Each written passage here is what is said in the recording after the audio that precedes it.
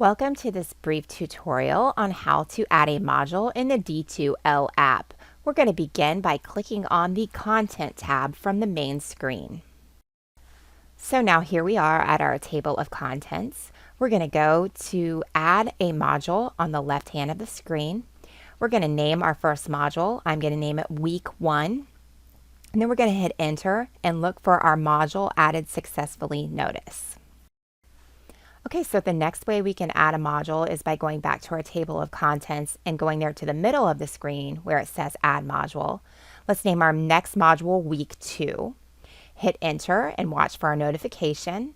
Then we'll keep doing this until we have all the modules that we need for our course.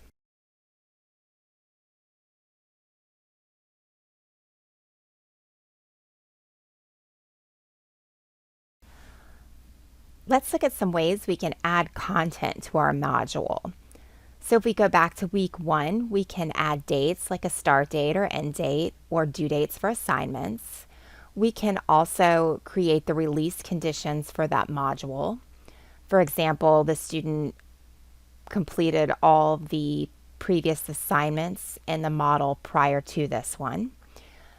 Also, we need to remember to always hit update when we make any changes to our module.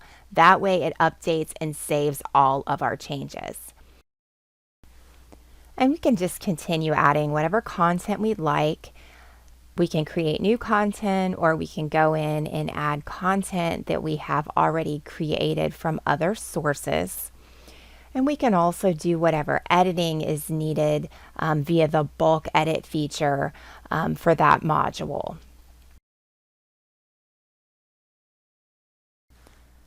So now let's go back to our table of contents.